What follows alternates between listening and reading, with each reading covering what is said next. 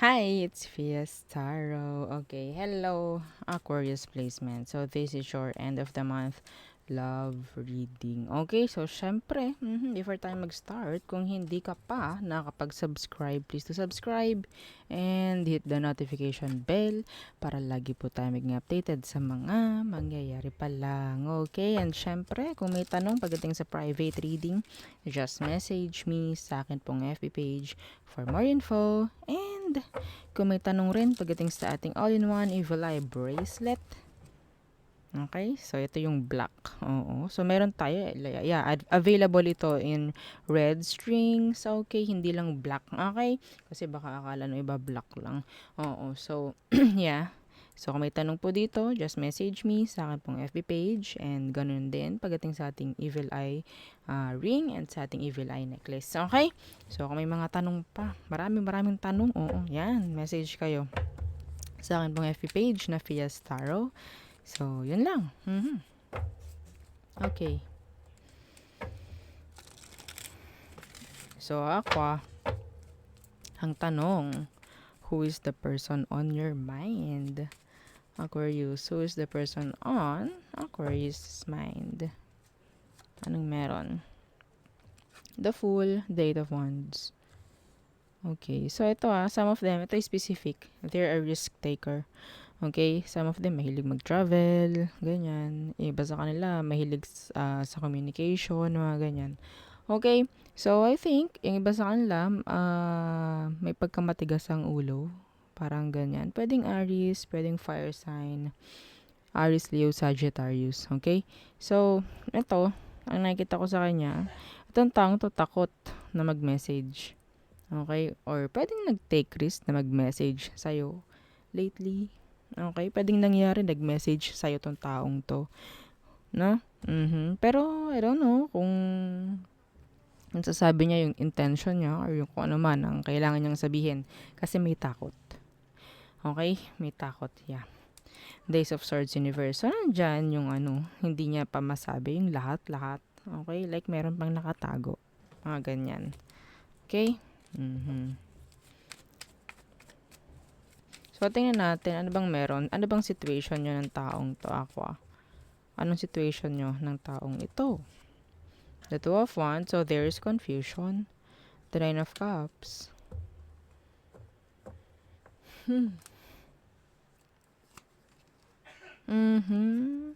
So, situation, andyan yung naguguluhan. Ano ba talaga ang gusto? Parang may mga ganyan na nagtatanong, ano ba talaga ang gusto nitong taong to? Ano ba talaga ang intention or emosyon niya?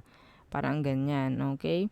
So, nandyan yung distansya pa rin. Okay? Kahit sabihin natin gusto mo or gusto niya, ikaw or you both want or like each other, merong parang border, merong nakaharang. Okay? May ganyan sa sitwasyon nyo. So, tingnan natin, ano ba talaga ang intention ng taong ito? Kasi nakikita ko, pwedeng gusto ka niya. Okay? Anong intention niya towards you, Aqua? Anong intention ng taong to sa'yo? Okay. The Knight of Swords in reverse and the King of Wands in reverse. Okay, the Three of Wands, the Ten of Swords. Okay, so sabihin nating gusto ka, pero hindi ko nakikitang pwedeng magseryoso. Ha? Iba yun. Iba, yes, lahat naman pwede natin gustuhin. Pero isa lang ang siseryosohin. Parang ganyan, ha? So, be careful with this one, Aqua. Be careful. Okay? Their intention is hindi maging, sabihin natin, is to control you. Okay? To control you. Pwede rin paasahin ka. Okay? Lalo na kung alam niya yung emotion mo or intention mo sa kanya.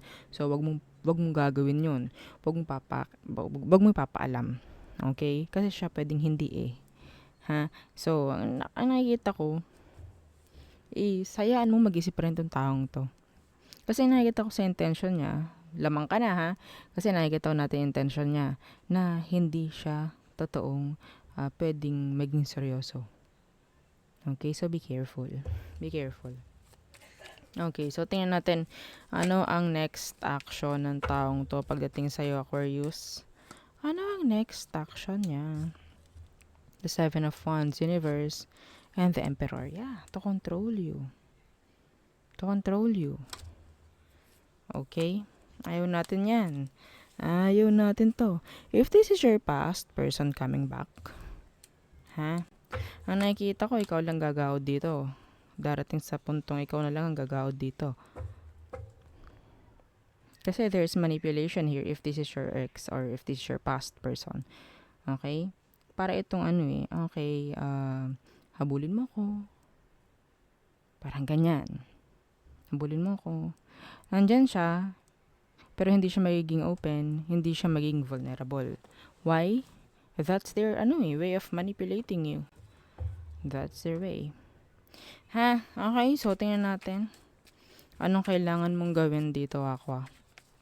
So yun nga, wag kang maging vulnerable or open or present. Tingnan natin.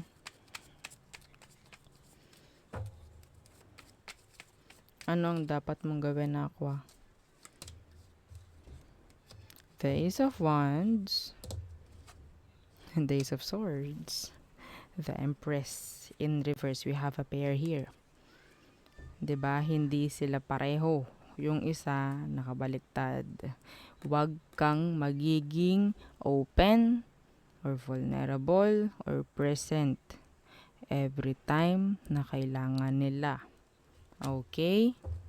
So, the Ace of Wands, the Ace of Swords, open mo, line of communication for them. Okay? Open mo. Hindi naman sinasabi rito na huwag. Pero, know your limits. Kasi nakakita ko rito ng, tawag dito, makeup sex. Okay, nakakita ko na makeup sex dito.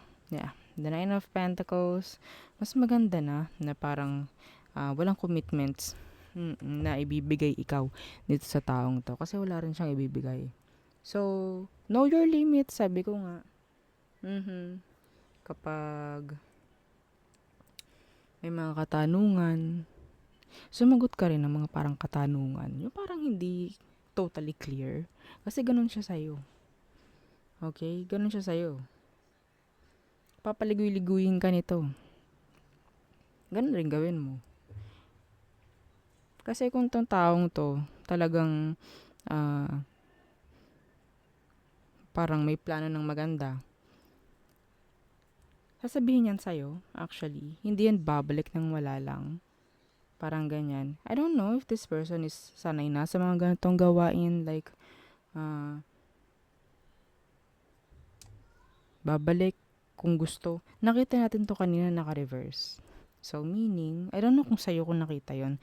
Pero, yeah, sa unang balasan natin dito, naka-reverse itong si Ace of Swords. For me, that is lies. That is, hindi pa yung lahat-lahat ang nasasabi.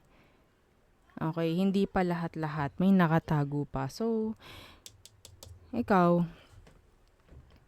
kailangan mo lagyan ng border, lagyan mo ng harang yung sarili mo. Open the line of communication. Yeah, pero know your limits. Okay, alam mo dapat ang limit mo pagdating sa kanya. Okay? Hindi pwede yung, okay, sige, gusto natin ang isa't isa. Pakaramdam mo lang, no? Gusto nyo yung isa't isa. So, okay. Open ako sa'yo. Ay, wow. Kakawain ka nito. Okay, kakawain ka niyan. Kita naman natin, hindi kayo pareho. May isang naka-upright, may isang naka-reverse. The Emperor and the Empress. May pair nga, pero hindi sila pantay. Okay? So, tayo tumuna sa all signs. Okay, Aries through Pisces. Okay, Aries. Open yung options nila. Nandiyan yung confusion. Dala-dala. Taurus. Gusto na ng communication. Gusto na may masagot. Para may matapos. Para may mag-end. Parang ganyan. Gemini. May tension with this Gemini. There's black. Okay? Cancer. They're not open. sa pakikipag-communicate. Some of you may block messages dito. Okay? Or pwedeng may mag-end na conversation. Leo. So, si Leo, pwedeng gusto lang ng attention mo. Virgo, meron siyang emosyon pagdating sa'yo. Libra, pwedeng may malalaman ka from this Libra. Or pwedeng meron silang sasabihin para may malalaman ka. Scorpio, they're waiting. No actions. Just waiting. Thinking of you. Okay? Sagittarius, pwedeng gumagawa sila ng hindi tama sa'yo. Okay? Hindi sila patas pagdating sa'yo. Capricorn, so may paglayo si Capricorn. Tumidistansya siya. Okay? Aquarius, so pwedeng humihina na yung connection ninyo nitong ni Aquarius. Okay? So, Pisces, so may takot siya na makipag-connect ng malaliman, mga ganyan, makipagseryosohan. They're not ready. Okay, so yun ang ating reading for you, Aquarius placement. So, again, thank you and yeah, goodbye.